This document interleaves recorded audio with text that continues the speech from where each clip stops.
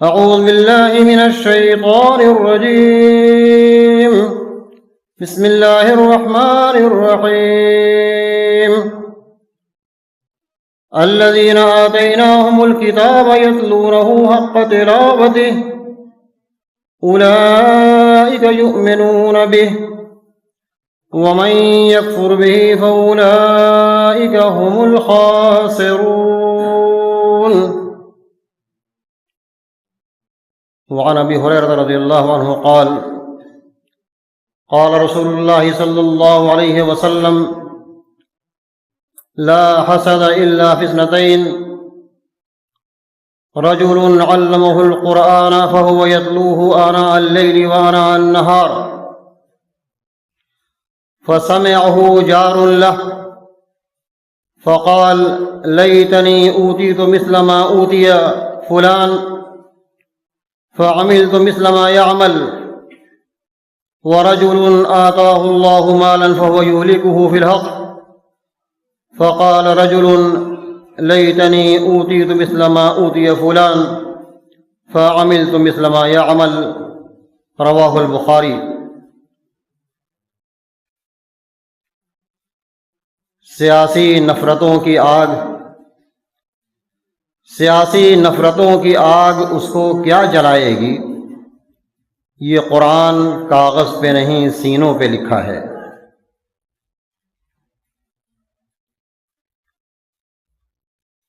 استاد محترم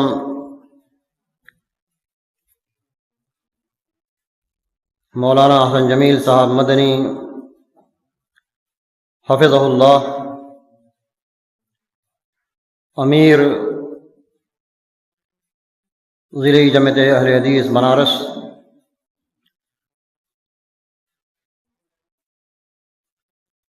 ہمارے آج کے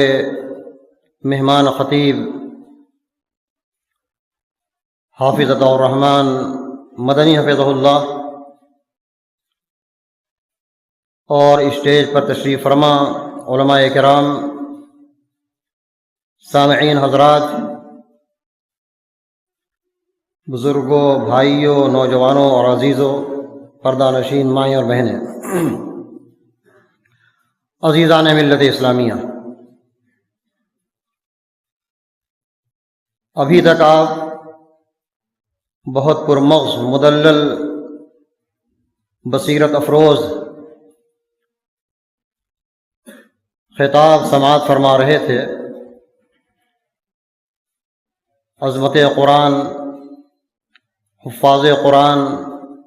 حاملین قرآن، ان کا کیا مقام اور مرتبہ ہے دنیا کے اندر بھی اور اللہ رب العالمین کے نزدیک بھی. بڑی تفصیل سے آپ نے باتیں سماعت فرمائی ہیں. اللہ رب العالمین ہم سب کو کہنے سننے سے زیادہ عمل کی توفیق بخشے. حضرات گرامی، قرآن کے تعلق سے ایک آیت کریمہ میں نے آپ کے سامنے پڑھی ہے، سورہ بقرہ کی آیت: الذین یتلون کتاب اللہ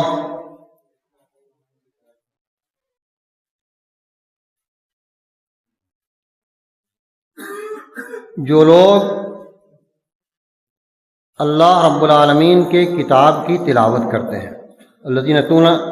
کتابہ حق تلاوتہ، جو لوگ اللہ رب العالمین کے کتاب کی تلاوت کرتے ہیں حق تلاوتہ، اس طریقے سے جس طریقے سے اس کا حق ہے.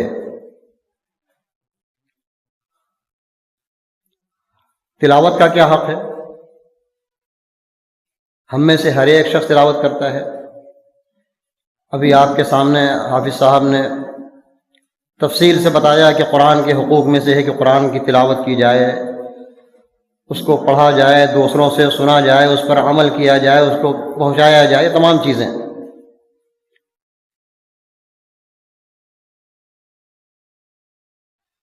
جو لوگ قرآن مجید کی، اللہ کے کتاب کی تلاوت کرتے ہیں، حق تلاوت، یہ اس کا جو حق ہے، اس کا حق ادا کرنا ہے. اس کی تفسیر بیان کرتے ہوئے علامہ ابن کثیر رحمۃ اللہ علیہ نے مختلف اقوال نقل کیے ہیں، حضرت عمر الخطاب کے، حضرت عبداللہ بن عباس کے، حضرت عبداللہ بن مسعود رضی اللہ تعالیٰ عنہم اجمعین۔ اس کا مطلب یہ ہے کہ قرآن مجید میں جس بات سے منع کیا گیا اس سے آپ رک جائیے، جس بات کا حکم دیا گیا اس کو آپ کیجیے، جہاں جنت کا تذکرہ ہے اللہ سے جنت کو مانگیے، جہاں جہنم اور عذاب کا تذکرہ ہے اس سے پناہ مانگیے آپ۔ یہ تمام چیزیں تلاوت میں شامل ہے، بلکہ تلا یتلو کا ایک معنی یہ بھی آتا ہے اس کے پیچھے پیچھے آپ چلیے، اس کی پیروی کیجیے، اس کی فرما برداری کیجیے آپ۔ جو لوگ اس کی تلاوت، اس کے حق کی رعایت کرتے ہوئے کرتے ہیں، اولئک یؤمنون بہ، یہی وہ لوگ ہیں جو اس پر ایمان رکھتے ہیں۔ اس کا ایک مفہوم بھی بیان کیا گیا ہے کہ اہل کتاب اگر آسمانی کتابوں کو صحیح طور سے پڑھتے، اس کی تلاوت کرتے جو اس کا حق تھا، تو اللہ کے نبی کو بھی پہچانتے، قرآن کو بھی پہچانتے، نبی کو پہچانتے، آپ پر ایمان لے آتے۔ وَمَن يَكْفُرْ بِهِ فَأُولَٰئِكَ هُمُ الْخَاسِرُونَ، اور جو لوگ انکار کر دیں، اس کا حق ادا نہ کریں، تلاوت کا حق، تو یہ لوگ نقصان میں ہیں، خسارے میں ہیں۔ میرے بھائیو، میرے بزرگوں، قرآن کے تعلق سے، حفاظ کے تعلق سے بہت ساری باتیں آپ نے سنی ہیں۔ ضرورت اس بات کی ابھی حافظ صاحب نبی صلی اللہ علیہ وسلم کے زمانے کا ایک معاشرہ بیان کر رہے تھے کہ نبی صلی اللہ علیہ وسلم مدینے کی گلی سے گزر رہے تھے، تو آپ نے سنا کہ ابو موسیٰ اشعری قرآن مجید بڑے اچھی آواز سے پڑھ رہے تھے۔ یہ معاشرہ مسلم معاشرے اور مسلم محلے کی یہ پہچان تھی۔ مجھے خود یاد آتا ہے اپنے بچپنے میں جب ہم لوگ گلی کوچے سے صبح گزرا کرتے تھے تو گھروں سے قرآن پڑھنے کی آوازیں آیا کرتی تھیں، گھر کے بزرگ، جوان، خواتین، ان کا ایک معمول تھا کہ فجر کی نماز کے بعد سب قرآن پڑھا کرتے تھے گھر میں۔ مجھے انتہائی افسوس ہوتا ہے اس بات پر، مجھے بڑا قلق ہوتا ہے، اور مجھے افسوس ہوتا ہے کہ وہ لوگ جو علم نبوت سے جڑے ہوئے ہیں، جو طلباء کہے جاتے ہیں، جو علماء کہے جاتے ہیں، ان کے یہاں بھی یہ چیز مفقود نظر آتی ہے۔ یہ ایک ماحول تھا، میں آج سے 50 سال پہلے کا بتا رہا ہوں اپنے محلے کی کیفیت، کہ جو ہم لوگ چھوٹے ہوا کرتے تھے، گلی سے گزرتے تھے تو فجر کی نماز کے بعد صبح تک لوگ قرآن پڑھتے تھے۔ گھروں کے اندر یہ معمول تھا، خواتین کا معمول تھا، ان کا کام یہ تھا، ان کے لیے بندش یہ تھی کہ آپ پہلے نماز پڑھیے، اس کے بعد قرآن پڑھیے، اس کے بعد آپ اپنے گھر کا کام کیجیے، گھر گرہستی کیجیے آپ۔ آج جب یہ باتیں کہی جاتی ہیں بچوں سے تو ان کو یہ چیز عجیب معلوم ہوتی ہے، وہ حیرت سے منہ تکتے ہیں۔ میں نے حدیث پڑھی اس تعلق سے، صحیح بخاری کی روایت ہے، جس کے راوی ابو ہریرہ ہیں، بیان فرماتے ہیں کہ قال النبی صلی اللہ علیہ وسلم لا حسد الا فی اثنتین، دیکھو دو ہی چیزیں ایسی ہیں جس میں انسان رشک کر سکتا ہے۔ حسد کا لفظ استعمال کیا گیا، حسد دو معنی میں ہے، علماء سمجھتے ہیں۔ ایک تو یہ مفہوم ہوتا ہے کہ کسی کو آپ نے دیکھا کہ نعمت میں ہے تو آپ کے دل کے اندر یہ خواہش پیدا ہو کہ اللہ تعالیٰ اس کی نعمت کو چھین لے اور مجھے مل جائے، یہ چیز حرام ہے، یہ تمنا نہیں ہونی چاہیے۔ لیکن کسی کو آپ نے نعمت میں دیکھا، اللہ کی نعمت میں وہ ہے، تو آپ یہ خواہش ضرور کر سکتے ہیں کہ اللہ آپ اس کو آپ نے نعمت میں رکھا ہے، مجھے بھی اس طرح کی نعمتوں سے مالا مال فرما دے، یہ چیز جائز ہے۔ اور اس کے لیے بھی اللہ کے نبی صلی اللہ علیہ وسلم نے ایک حد بندی کی ہے، ہر چیز کے نہیں کہ صاحب وہ امبانی ہے نا تو ہم بھی امبانی بن جائیں، ایسا نہیں، یہ سوچنے کی چیز ہے۔ ہاں، کہ آپ امبانی بننے کی خواہش مت کیجیے، اس کے لیے حد بندی کی گئی ہے، وہ حدیث میں بیان کیا گیا۔ پہلے کیا کہا؟ لا حسد الا فی اثنتین رجل علمہ القرآن فیتلوہ آناء اللیل وآناء النہار۔ تمنا کس چیز کی ہونی چاہیے؟ اللہ تبارک و تعالیٰ نے کسی کو قرآن سکھا دیا، قرآن پڑھتا ہے، وہ اچھی آواز سے پڑھتا ہے، اللہ نے اس کو قرآن سکھا دیا، توفیق بخشی، قرآن سیکھ گیا، تو اب وہ قرآن سیکھنے کے بعد اس کو طاق میں سجا کر رکھ نہیں دیا کہ اب رمضان آئے گا تو قرآن کھولیں گے ہم اور لوگوں سے بیان کریں گے کہ ہم نے رمضان میں 4 قرآن ختم کر لیا اور 5 قرآن ختم کر لیا۔ نہیں، جب اللہ نے اس کو اس نعمت سے نواز دیا تو یتلوہ آناء اللیل و آناء النہار، وہ دن اور رات جب جب اسے وقت ملتا ہے تو وہ قرآن لے کر کے بیٹھ جاتا ہے، قرآن پڑھتا ہے۔ اب اس کا ایک پڑوسی ہے تو دیکھتا ہے کہ ارے ہمارا پڑوسی جب جب وقت ملتا ہے قرآن لے کر بیٹھتا ہے، دن ہو رات ہو اس کو نہیں دیکھتا، رات میں بیٹھا، وقت ہے نیند نہیں آ رہی ہے تو قرآن لے کر کے بیٹھ گیا، وہ صبح ہوئی نماز پڑھا، فجر کی نماز پڑھا، قرآن لے کر کے بیٹھ گیا، مسجد میں پہلے آیا، وقت ہے، قرآن لے کر کے بیٹھ گیا۔ یتلوہ آناء اللیل و آناء النہار، یہ صحیح بخاری کی روایت میں بتا رہا ہوں آپ کو۔ وہ دن اور رات نہیں دیکھتا، جب جب اس کو وقت میں ملتا ہے وہ قرآن لے کر کے بیٹھ جاتا ہے۔ تو اس کے بعد کیا ہے، اس کا ایک پڑوسی ہے، جار لہو، اس کا ایک پڑوسی ہے، اور اس کے بعد جب یہ دیکھتا ہے تو وہ تمنا کرتا ہے، اللہ سے دعا کرتا ہے، لیتنی اوتیت مثل ما اوتی فلان، اے اللہ تو مجھے بھی قرآن اس طریقے سے سکھا دے جس طریقے سے ہمارا پڑوسی قرآن پڑھتا ہے، مجھے بھی وہ توفیق دے کہ میں قرآن سیکھ لوں اور سیکھنے کے بعد اسی طریقے سے میں بھی قرآن پڑھوں، اسی کثرت سے جس طریقے سے ہمارا پڑوسی جو ہے قرآن پڑھتا ہے۔ تو اس کی تمنا کرنی چاہیے، اس کی خواہش کرنی چاہیے، دعا کرنی چاہیے کہ قرآن ہم بھی اس طریقے سے پڑھیں جس طریقے سے ہمارا پڑوسی پڑھتا ہے۔ اور ایک دوسری چیز جو میں بھی ذکر کر رہا تھا، وَرَجُلٌ آتَاهُ اللَّهُ مَالًا فَهُوَ يُهْلِكُهُ فِي الْحَقِّ، اللہ تبارک و تعالیٰ نے کسی کو مال سے نواز دیا، بہت مال دے دیا اس کو، لیکن وہ امبانی نہیں ہے، فَهُوَ يُهْلِكُهُ فِي الْحَقِّ، وہ حق کے راستے میں، اللہ کے راستے میں خرچ کرتا ہے۔ اس کے مال میں کس کس کے حقوق ہیں، اللہ کا کیا حق ہے، پڑوسیوں کا کیا حق ہے، یتیموں کا کیا حق ہے، بیواؤں کا کیا حق ہے، مسکینوں کا کیا حق ہے، معاشرے اور سماج میں اور کیا کیا ضرورتیں ہیں، قوم و ملت کی کیا ضرورت ہے، ان تمام ضرورتوں کو وہ دیکھتا ہے، فَهُوَ يُهْلِكُهُ فِي الْحَقِّ، اس کو حق کے راستے میں خرچ کرتا ہے۔ تو اس کا پڑوسی دیکھتا ہے اور کہتا ہے اللہ مجھے بھی اگر تمہیں اس طریقے سے مال سے نواز دیتا تو ہم بھی اس خیر کے کام میں خرچ کیا کرتے۔ یہ 2 چیزیں ہیں، لا حسد الا فی اثنتین، ان 2 چیزوں کی تمنا ہونی چاہیے انسان کو۔ تو میرے بھائیوں، میں گزارش کروں گا خاص طریقے سے تمام حاضرین سے،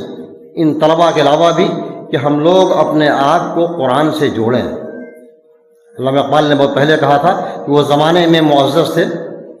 مسلمان ہو کر، اور ہم خوار ہوئے تارک قرآن ہو کر۔ آج ہماری جو ذلت اور رسوائی اور پسپائی جو ہم دیکھ رہے ہیں نا، اس کا ایک بڑا سبب یہ ہے کہ ہم نے اپنے رشتے کو قرآن سے ختم کر دیا۔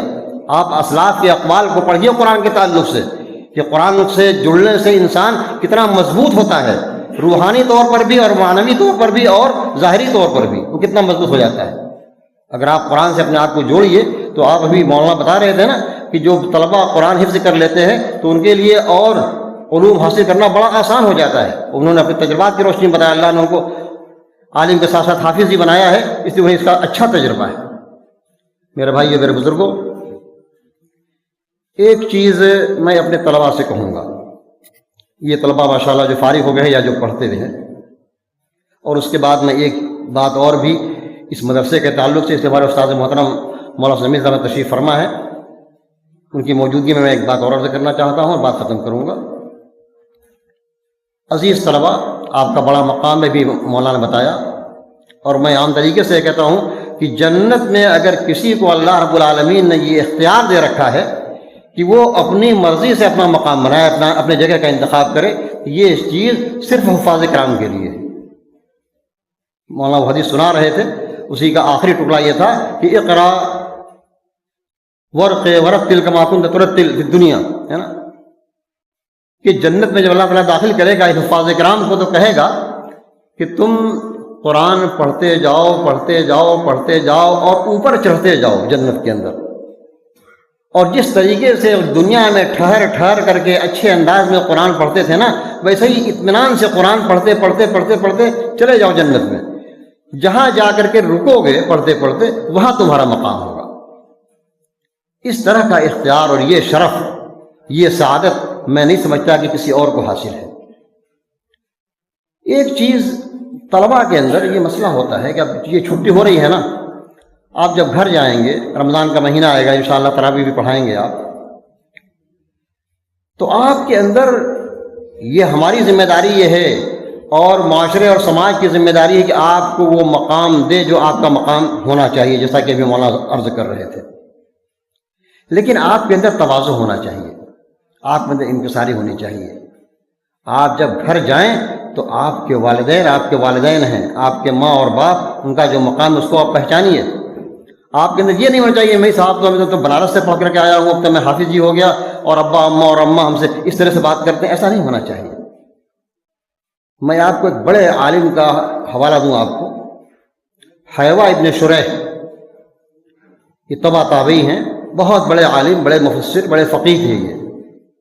بلکہ ان کو کہا جاتا تھا کہ شیخ الدیار المصریہ، مصر کے بہت بڑے امام تھے جن کا انتقال غالباً 158 میں ہوا۔ بڑے امام تھے، بہت بڑے عالم تھے۔ جب ان کا حلقہ لگتا تھا تو بڑے دور دراز سے سینکڑوں لوگ آ کر ان کے حلقے میں شریک، بڑے بڑے عالم شریک ہوا کرتے تھے۔ لیکن نمونہ کیا تھا، میں آپ کو واقعہ بتاؤں اور سوچئے آج ہمارا کیا مزاج ہے۔ ایک دن حلقے میں بیٹھے ہوئے تھے، مسند درس پر بیٹھے ہوئے ہیں، تقریر کر رہے ہیں، حدیث کا درس دے رہے ہیں، قرآن کا درس دے رہے ہیں۔ ان کی والدہ محترمہ گھر میں سے آتی ہیں، بیچارے وہ مقرر ہیں، استاد ہیں، سب کے بیٹھے ہوئے ہیں مسند پر۔ ان کی والدہ اگر کیا کہتی ہے، یا قم یا حیوہ وَأَلْقِ الشَّعِيرَ لِلدَّجَاجِ، سیرت نگاروں نے لکھا اس واقعے کو، کہا حیوہ اٹھو، جا کر مرغی کو دانہ دے دو، جا کر مرغی کو دانہ دے آؤ۔ اگر ہم اور آپ ہوتے، ہمارا حلقہ جمع ہوا ہے، کرسی پہ بیٹھے ہوئے ہیں اور گھر سے کوئی آ کر کے چلو اٹھو یہ کام کراؤ، ہمارا تو تیور بدل جاتا۔ ارے یہی وقت تھا کہنے کا، ہے نا؟ ہم تو بگڑ جاتے ہیں، ہم یہ نہیں دیکھتے کہ ہمارا باپ کہہ رہا ہے، کہ ہماری ماں کہہ رہی ہے، کون کہہ رہا ہے، ارے انہوں نے سمجھا نہیں، ہمارے دوست احباب بیٹھے ہوئے، ہم کو ہماری بے عزتی کر دی انہوں نے۔ عزیز طلبہ، میں آپ کے لیے واقعہ سنا رہا ہوں۔ آپ بیٹے ہیں اور آپ کے باپ ہیں، آپ کی ماں ہے۔ ہاں، کہا جب اس نے قم یا حیوہ وَأَلْقِ الشَّعِيرَ لِلدَّجَاجِ، یہ جو وغیرہ جو ہے نا، جا کر مرغیوں کو دے آؤ۔ تو حیوہ نے یہ نہیں کہا کہ اچھا تھوڑا رک جائیے، ابھی درس مکمل کرتے ہیں، ٹائم ختم تو اٹھتے ہیں نہیں۔ حیوہ چپ چاپ اٹھے، گئے، مرغے کو دانہ وانا دیا، اس کے بعد پھر آئے اپنے مسند درس پر اور پھر اپنے درس کو جاری رکھا انہوں نے۔ یہ آپ کے لیے واقعہ ہے، اس میں آپ لوگ غور کیجئے، سنیے۔ من تواضع للہ رفعہ اللہ، جو شخص جس کے اندر تواضع ہوتا ہے نا، انکساری ہوتی ہے، اللہ تعالیٰ اس کے مقام کو اونچا کرتا ہے۔ یہ مدرسہ تحفیظ القرآن الکریم، اس کے حوالے سے میں ایک بات کر دوں۔ ہمارے استاد محترم مولانا جمیل صاحب مدنی حفظہ اللہ، یہ مدرسہ جمعیت الشبان المسلمین کے ماتحت چلتا ہے، تقریباً 25 سال ہو گیا، اور الحمدللہ اس کی ابتدا اسی مسجد سے ہوئی تھی، اور اللہ کا شکر ہے کہ آج الحمدللہ اس مدرسے کی اپنی عمارت 4-5 منزلہ ہے، اور اس کی ایک برانچ، دوسری برانچ بھی اس کی چلتی ہے الحمدللہ، جس میں طلباء کی سہولت کے لیے الحمدللہ کوشش کی جاتی ہے کہ ان کے لیے جو کلاسیں ہیں وہ اچھا ہو، معیاری ہو، ایسی کلاسیں لگائی گئی ہیں ان کے لیے، یہ ساری چیزیں ہیں۔ جمعیت الشبان المسلمین، مجھے یاد پڑتا ہے کہ غالباً بنارس میں اس کے بانی علامہ عبدالحمید رحمانی رحمہ اللہ تھے۔ جب وہ مدینہ منورہ سے واپس آئے اور بنارس میں انہوں نے اپنی تدریسی خدمات جب شروع کی انہوں نے، تو انہوں نے اس کو قائم کیا، جذبہ تھا ان کے اندر کام کرنے کا، اور جس کے نتائج آج ہم محسوس کرتے ہیں۔ اللہ انہیں قریق رحمت کرے۔ میں سمجھتا ہوں کہ پھر یہ چیزیں دھیرے دھیرے ان کے جانے کے بعد سے یہ چیز سرد مہری کی شکار ہو گئی تھی، اور مجھے یاد پڑتا ہے استاد محترم اور مولانا محمد یونس صاحب مدنی حفظہ اللہ، جب یہ لوگ مدینہ منورہ سے پڑھ کر کے آئے تو ایک نئی روح پھونکی ان لوگوں نے جمعیت کے اندر، اور پھر سے ایک طرح سے وہاں کہیے کہ نشست ثانیہ ہوئی جمعیت شبان المسلمین کی۔ استاد محترم اس وقت کے صدر تھے غالباً، یا سیکریٹری تھے، اور وہ صدر سیکریٹری، دونوں میں کوئی صدر تھا کوئی سیکریٹری تھا۔ 1984 میں جب میں جامعہ سلفیہ سے فارغ ہونے لگا فضیلت سے، تو استاد محترم نے کہا کہ دیکھو تم اپنے یہاں جمعیت کی ایک برانچ قائم کر لو، اور اسی 19 میں اس لیے بتا رہا ہوں، یہ تاریخ بتا رہا ہوں آپ تمام لوگوں کے بیچ میں، یہ تاریخ کوئی بتانے والا نہیں ہوگا، اور استاد محترم موجود ہیں، ان کے حوالے سے بتا رہا ہوں آپ کہ 1984 میں رمضان کا مہینہ تھا، میں اسی سال فارغ ہوا تھا شعبان میں، تو میں نے گزارش کی کہ آپ لوگ تشریف لائیے، اور رمضان میں ایک جمعہ تھا، اس جمعہ میں استاد محترم مولانا اسد جمیل صاحب مدنی حفظہ اللہ اور مولانا یونس صاحب مدنی، یہ دونوں آئے اور غلہ کی مسجد میں بیٹھ کر وہیں سے جمعیت الشبان المسلمین برانچ کی شکل میں بجڑیہ ایک برانچ قائم کیا گیا، جس کا مجھے ذمہ دار بنایا گیا۔ اور اس کے بعد پھر جمعیت کام کر رہی تھی، پھر حالات نے کروٹ بدلے، اور جو اصل جمعیت شبان تھی، جو استاد محترم کی نگرانی میں جو جمعیت چل رہی تھی، وہ دھیرے دھیرے وہ ختم ہو گئی، اور کچھ نئے نئے نام سے لوگوں نے کام کرنا شروع کیا، اور اس کے بعد پھر یہی جمعیت شبان المسلمین، مجھے یاد پڑتا ہے غالباً سن 2000 میں اس کو رجسٹر کرا دیا گیا، اور یہ بنارس کی جمعیت شبان المسلمین یہی معروف جمعیت قائم ہو گئی۔ اور الحمدللہ جمعیت جو کام کر رہی ہے وہ آپ لوگوں کے سامنے ہے، وہ دعوتی اور تعلیمی اور رفاہی ہے نا، یہ مشن جو اس کا چل رہا ہے الحمدللہ، یہ اللہ رب العالمین کا فضل ہے۔ اور اس کے بعد ہمارے استاد محترم جیسے ہمارے محسنین کی رہنمائی ہے کہ آج تک مرحلہ وار ہم لوگوں نے یہاں تک قدم آگے بڑھایا ہے۔ اللہ رب العالمین سے ہم دعا کریں کہ رب العالمین ہم تمام لوگوں کے اندر اخلاص پیدا کرے، اور ہر طرح کے نظر بد سے ہم تمام لوگوں کو محفوظ رکھے، اور جب تک ہمیں زندہ رکھے اسلام پر زندہ رکھے، اور اسلام کی خدمت کی توفیق بخشے، اور ہم سب کا خاتمہ ہو تو توحید اور ایمان پر ہو، آمین۔ اقول قولی ھذا واستغفر اللہ لی ولکم ولسائر المسلمین من کل ذنب فاستغفروہ انہ هو الغفور الرحیم، والسلام علیکم ورحمۃ اللہ وبرکاتہ۔